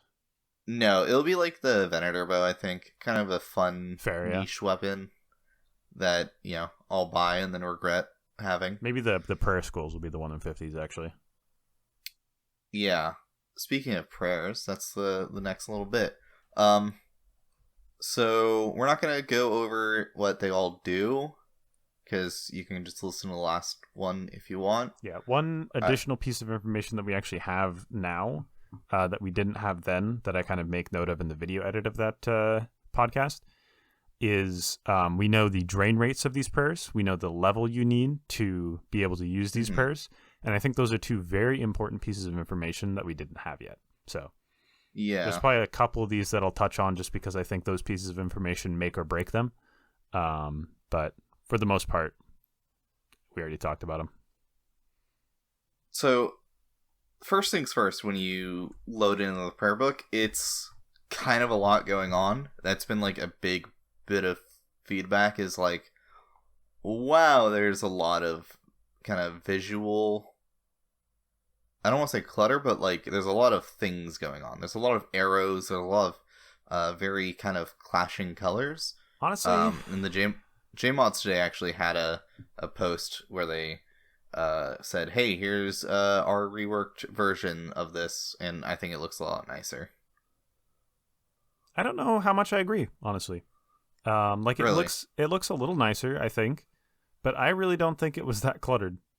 I didn't think it looked that bad. All the arrows, because that's really the only major difference, is there's no more arrows, and greens have been changed to yellow. Yeah, well, teal, but whatever. It's greenish. Yeah. Potato. But honestly, the only ones I wanted the arrows removed from were Gambit, the mirror one, and the healing one. The protect prayers having arrows, I think, was not super important, but a little important. I think it would look better if they were closer to like the one next does, where it's like the kind of big arrow going behind it. Yeah, I don't know though. You know? Oh yeah, okay, I know what you're talking about. Yeah, I imagine it has to be different from that, just because it's not the same thing.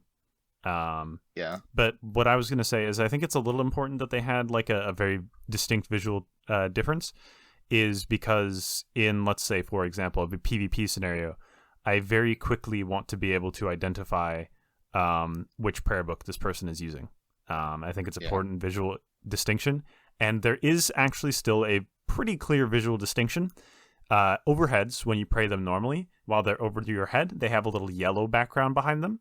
While using the ancient prayer book, they have a purple background behind them. So there is still a pretty obvious visual distinction. So it's not too big of a deal, in my opinion. But I thought specifically for the protect prayers, since they look nearly identical, it'd be kind of nice to have a little bit more visual distinction between them. I sent you a DM. It has a rework someone proposed that I thought looked pretty nice. Yeah. I don't like that the ranged one has 2 arrows. Kind of weird, but sure. I think that's the RS3 icon. Lame. Don't want it. I hate RS3. There was a lot of suggestion. Actually, the RS3 one is just a bow. Yeah. But there's a lot of I don't like that they changed the mirror to being cracked. That's too much visual clutter. That adds more. I don't understand why they did that.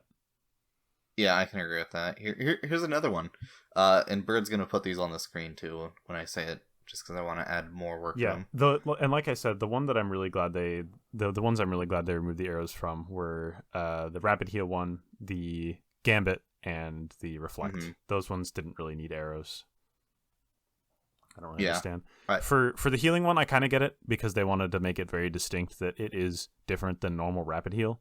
But it being on this prayer book to begin with is probably enough of a distinction that it is different than Rapid Heal. So. I feel like you don't need a distinction for rapid heal, though. Exactly. That's what I'm saying. Like, because it's on this prayer book, you probably already know that it functions similarly, but it is different. I mean, it's just like, at what point in your RuneScape career is it going to matter whether or not someone that you are either PVMing with or PvPing with, which variation of rapid heal they're using? That's not even a real thing, because you can't even see which one they're using. It's not an overhead.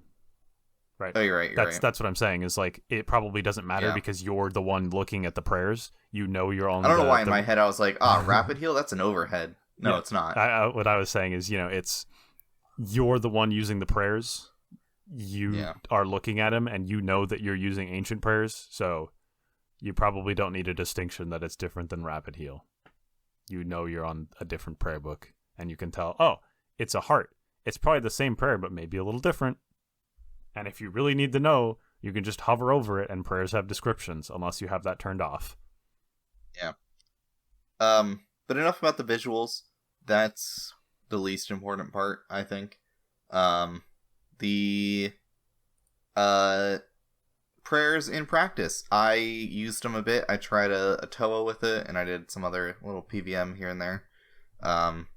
They're pretty neato. Yeah, how was your overall impression? Does it feel better? Does it feel worse? It probably doesn't feel either of those in particular. What do you think? Very strong off the bat. The 10% chip damage is that was just not noticeable. That's the one thing I was very curious about, is how much do you notice that? So in something like a Toa, you notice it basically not at all. Yeah, I'd imagine you probably wouldn't notice it at all, because you basically already take chip damage at Toa, so you're just taking a little more now. And keep in mind, like, when you're taking a hit, I don't know many places where you take more than like a 40 or a 50. So you're taking a chip of like a 4 and a 5. If they hit a 9 or below, you just don't take any damage, or do you take a 1? You take no damage. It rounds down. Cool. I figured it did, but just checking. Yeah, so realistically, you're taking like almost no damage while you're praying it. I know people are, even when I said like in practice, it doesn't matter. People were pretty up in arms when I said that in Discord. They're like, oh no, it's still super annoying. I freaking hate it. Chip damage sucks. It's like, yeah, I don't know. I tried it out. It was fine. Especially with the idea of Kuror's Vow. Maybe it's because I was using Blood Fury. Yeah, with the idea of Kuror's Vow existing and Blood Fury existing. Well, okay. Kuror's Vow isn't great. We've already talked about this. But if it gets better, I want to get into the vows next. If it gets better, it could be a problem. Yeah. Because I went and looked at this, or we were talking about this. The reason I think they're being very, very careful with Kuror's Vow is they did a survey question when they were surveying about Ruinous prayers if they should add a less effective version of Soul Split. Kuror's Vow, to a much lesser degree, kind of is a lesser version of Soul Split. Yeah. It just doesn't nowhere have near as good. And it shouldn't be. But it's a prayer that heals you when you do damage. Not 100% of the time, and not for much, but it is on the path to being Soul Split, right? If they end up buffing it. So I'm thinking they're being very careful with it because of that. Yeah, and I think they, at the current rate that it drains your prayer, I feel like they could buff it. Because, what we haven't mentioned yet is this, if you're just praying a protection prayer and a, like a Decimate, Annihilate, or Vaporize, it does drain a bit more prayer than like if you're praying, Rigor and, an Overhead. But as soon as you add a vow in, you are losing like 1 prayer point a tick. Yeah, it's pretty crazy. It is so crazy just watching your prayer go from 99 to 0 in a minute and a half. You're just like, oh, there it goes.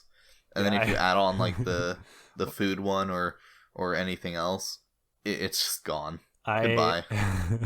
I logged in. I haven't really played the Ancient Prayers yet because I've been too busy runecrafting. But I logged into the beta worlds. I checked if you could perfect flick or perfect tick flick. which it appears that you can, because I thought it was stupid when they were like, yeah, we don't want it so that ancient prayers can be perfect flicked. I think that there's nothing wrong with perfect flicking ancient prayers.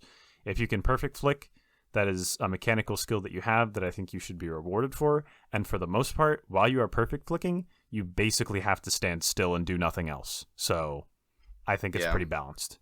And then the other thing I did was I turned on as many prayers as I could at once. And I wanted to see how fast my prayer would disappear. And I was like, man, that is going. Yeah. There's no way you can even match close to how much prayer drain you get. And then I turned on as many as I could at once, and then also turned on Ruinous Grace and started running around. I did try and that I was out. like, holy. Really funny. Yeah, so let's talk about the vows, because they're like the thing that's actually interesting. Everything else I don't really care about. Yeah, everything else is more good. Damage. Yep. Yeah. So I'm gonna get it out of the way first. Umbra's vow is pretty good. Okay, cool. I'm glad to hear that. I thought it was gonna be not great, but it's pretty good. You use it to just reduce the stats of an enemy. People told me Glacie's vow is good. I disagree. It's 20% chance to do a 10% increased damage, and it drains your prayer. People told me, I haven't done Tob, so I didn't test it there. But they were saying like you use it when you're freezing the crabs at Maiden or something. For Glacie's vow? Yeah, just like okay, sure, maybe. But it just drains your prayer. It's so not. It's like 2% increased damage or something. This comes back to where what I was talking about last time. I feel like this one is going to be pretty rarely used, and probably only used when you really need to pump that last bit of damage out on something. And you're good on supplies. So maybe during like I'd probably throw this on during like low invo raids, wardens, because I just took life and I have like 1 million prayer points at my disposal. Sure, I'll chuck it on. Yeah, maybe if you have like 2 scarabs and you're just like, oh, f it, we ballin'. Yeah. But I think for the most part, like, it won't see much use. Not great. Which I also believe is true of Fumus's vow. However, Fumus's vow, I think, is better. It is better. No, Fumus's vow, you haven't seen it because you're not on social media. I mean, so I have. Even excluding. Okay, so let's just talk about what's been happening. Let me pull this straight real quick. I don't think that Fumus's vow is like as bad as Glacie's vow. In fact, I don't think Fumus's vow is bad. I think it is good. No. It's insanely good. Yeah, and that's what I'm saying. But once again, it is situational. Well, so okay, what's happening right now is it's bugged in a way that I know that shouldn't work, right? I'm like, fully aware of that part. Any boss that has the chance to poison you, you are just going to use Fumus's vow, and you're going to get an insane amount of DPS increase. And this is what I was talking about. Like at Chambers, it's going to be very good because, for the most part, you don't always get poisoned, but quite frequently you do get poisoned, and I think it will be good there. It's a lot of damage, though. It's a lot. And it should be. I don't think Fumus's vow is gonna release in its current iteration. No, I don't think it will. But it's like 15 hits of increased damage. But I do think that it shouldn't be nerfed a ton. It should still be. I think it will good. Be. I think it's gonna be like half your poison severity instead of like your full poison severity. Oh, I found out. So it's currently bugged as well. And people are one-shotting bosses with it, doing like 9,999 damage. And so I found out the way that works is because Venom is considered poison severity like 1 billion or something. But when Zolar came out and introduced Venom, the damage was capped to 20, regardless of what your poison severity is. So if you trigger your poison severity, Fumus's Vow attack, the same tick that you get Venomed, or remove Venom, one of the two, I can't remember which order it is, it checks and says, oh, you have 1 billion poison severity? Let me just do, 128,000 damage. That's pretty funny. And so you one-shot everything. That's obviously not getting the live game. It's a bug, but regardless of that, you're still hitting, these huge damage amounts. One thing that doesn't make a huge difference, but I think is still important to talk about, is while we're talking about the power that these prayers have, I would like to real quick touch on the levels that are required to use these prayers. Oh yeah. You need level 60 prayer to use any prayer at all. Level 60 is where rejuvenation is. And then up to where you get to the vows, Fumus's Vow is the starting one. Fumus's is at level 82 prayer, which is it's nothing to sneeze at, right? A lot of players, that's higher than Augury. Yeah, a lot of players usually will get to the level for Augury and just never train prayer for a long time. Yep. 77 is where a lot of people stop. Yeah, and then also notably, Decimate, Annihilate, and Vaporize, 76, 78, and 80. So, these are quite the up highest there. One. Yeah, the highest one, Gambit, is at 92, which is crazy.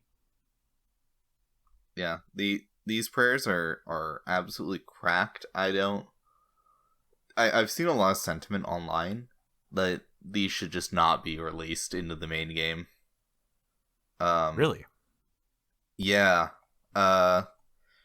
Because specifically for PvP, people are hitting 110 Darox. Oh, that is pretty Or good. I saw 120 if you use the redemption prayer. Yeah, that is definitely a problem. Yeah, or you can hit PvP, well, to be fair, with Darox, that's kind of that's a moot point. Giga risk. But AGS Gmaul is 200 damage. But I'm not in the space, right?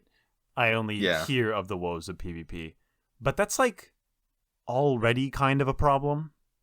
But this does definitely exacerbate that problem. So I was watching people stream Tob yesterday though, and they were absolutely busting through the rooms with these prayers.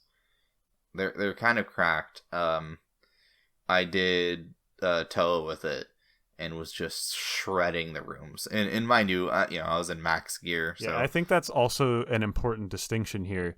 Is you are shredding these rooms.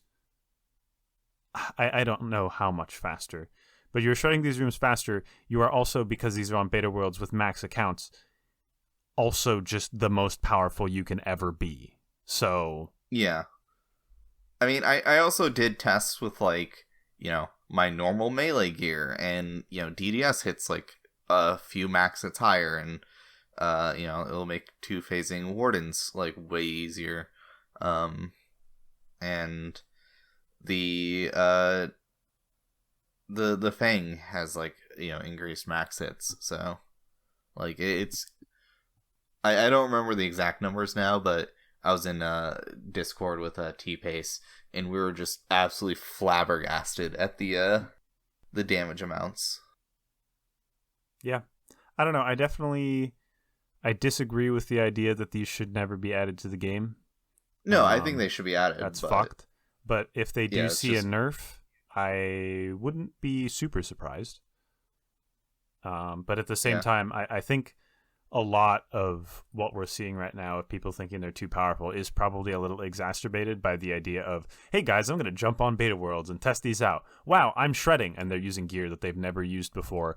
That is the best in the game, alongside the best stats in the game, alongside the new best prayer book in the game. So Yeah, and to kind of like reinforce that like this is stuff people have never used, and so they're not used to it. When I was doing my Toho run, I brought a T-bow for. I wasn't aware that for Monkey Room, the T-bow does not do basically anything against Who could have the foreseen boulders. this? They don't have a magic level. They don't have a magic level, and I'm not used to T-bow, so something obvious to people that have used T-bow or have thought about it wasn't obvious to me. And I was like, yeah. I tried using the shadow against the boulders, and that would work if I hit it, but it doesn't always hit its max hit. So sometimes I ended up dying there. I used all 3 lives, and yeah.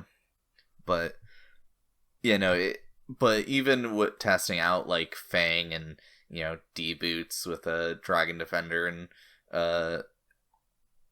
Bandos top and bottom, like I was still just absolutely shredding things with it. Yeah, it's gonna be good. I think it's important to think about all the facets of this, right? Like they're gonna be good, but you are definitely using more prayer. You are taking more damage. I think we might see. There's a chance that we'll see the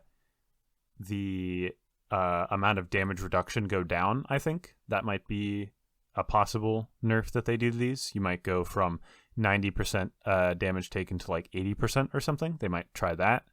I don't think we'll see that one. I would be interested to see them experiment. These are definitely strong, but I definitely don't have enough information to say if they are too strong because I have not tried it myself, and I am not in tune enough with like the super high level PVM or PvP communities to determine if their complaints are valid or just this game is easier now. Fuck this shit. I'm so tired of the game getting easier because I'm getting stronger. Yeah. I'm scrolling through the Reddit right now, and of the top 10 posts from the last 24 hours, 3 of them are posts that are saying that they don't want the new prayer book specifically. And, well, it's a little late for that. It already got voted in. Yeah. And they all have, 1,000 to 3,000 upvotes, so it's not like it's a minority of, well, I mean, it might be a minority. It's not like it's a non-zero amount of players that share this opinion. Yeah, and I have to wonder what the demographic of those people are, though, I wonder. Yeah. I have to wonder if those are high-level players that actually know what they're talking about and have valid criticisms of why this is too strong, or if it's low-level players that don't have any idea what's going on, see people doing more damage and going, that has to be crazy good, that can't be good for the game, and they don't actually have like a valid criticism to bring to the table. Or maybe they're low-level players that actually do understand more than I realize, and they still do have a valid opinion. I don't know. That's why I hate Reddit. It's just impossible to know, with the hive mind. Yeah, true. And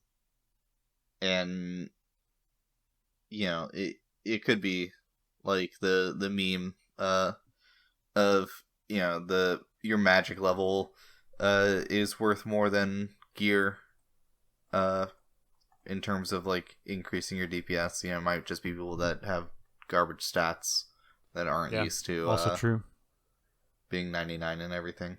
Yeah, it's really hard to tell, but as we spoke to earlier, it's the job with JMods to take this feedback, understand which of it is valid, understand which one it isn't, and I think they will do a good job at that and adjust accordingly. They have shown us in the past that they're pretty good at doing that, and I think I have faith that they will continue to do that. Yeah, I'm excited though. I think this is gonna be cool. And at the end of the day, if they can't do that, the game's still gonna exist. It'll probably be fine. Yeah, it'll be fine. And I think that just was about it. Oh, I just checked my list of things that I wanted to talk about. 2 last notes about the prayers, then we can call it. First one is because these prayer levels are significantly higher, I wonder how wieldy altar is going to be at release of this quest, because a lot of people are probably going to have to start training their prayer. Well, I can already tell you bones are significantly more expensive already. Oh, nice. Yeah, I was going to start training my prayer soon, because I wanted to get to 85 for the diary, and I don't know if I want to anymore because I'm going to go to the wilderness, and that might be a little spicier now.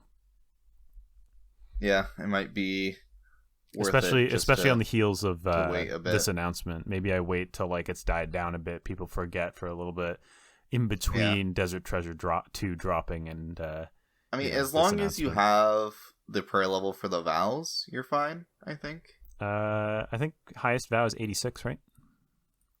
I'm not sure. I don't have it in front of me. I have it right here. It is 88 for Glacie's vow. Fumus's vow is actually the lowest one. Goes 82 for Fumus's, 84 for Umbra's, 86 for Kuror's, and 88 for Glacie's. So I imagine we'll probably see a lot Umbra's of 82 or 84s. Defense lowering one, right? Yeah. I think that's the one. I imagine we'll see a lot of people sitting at 82 or 84 nowadays. Yeah. It's crazy that Gambit and Vindication are 90 and 92. Vindication also reminds me, Vindication heals 10% less than whatever the blue one is, the blue heart on the normal prayer book. Redemption. It heals for 15% of your base prayer level as opposed to 25%. So I don't think it's actually going to be useful in a lot of places that have redemption strats right now, which kind of sucks. Specifically at it'll be useful. It'll be useful at Thermi. What's the Chambers of Xeric Vespula? I think is the bug one. Yeah, people test it. You can't do the Vespula method. That's so lame. I hate that. Yeah. That's boring as hell. It would be very, very good for that. Like, it'd be probably too strong because of the 10% damage for the next attacks. Like, I get it, but it's kind of lame. But whatever.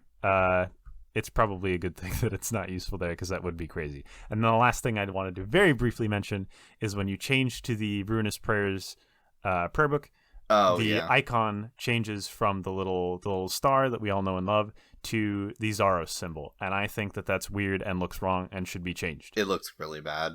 I think it looks very, very bad. I think personally it should just be the normal prayer symbol, but like tinted purple or something.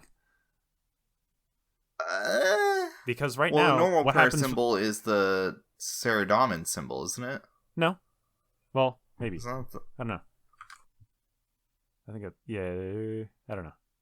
Is it? I think so. But it doesn't matter. Yeah, it's the Saradomin This is irrelevant to my argument, because my argument I was going to continue with is the spell book. It's always a book, right? Yeah. It just changes the colors on the book. So I would prefer that it gets a little symbol on it. Yeah, it gets a little symbol on it. So I would prefer that if we have another icon that changes, that it looks largely the same still. Not a huge deal, but just like as someone who did a little bit of UI UX studies in college, I think that would look better. But I don't make the game, It's whatever at the end of the day. Not a huge deal. That's all. Those were my last two complaints.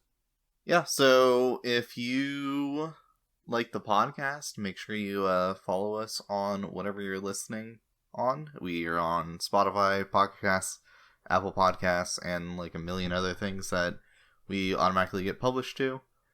You can also follow us on YouTube, where Birdfax will make a really nice YouTube version that has all the information popping up on the screen. Like, comment, subscribe. They usually come out a couple days after the audio version.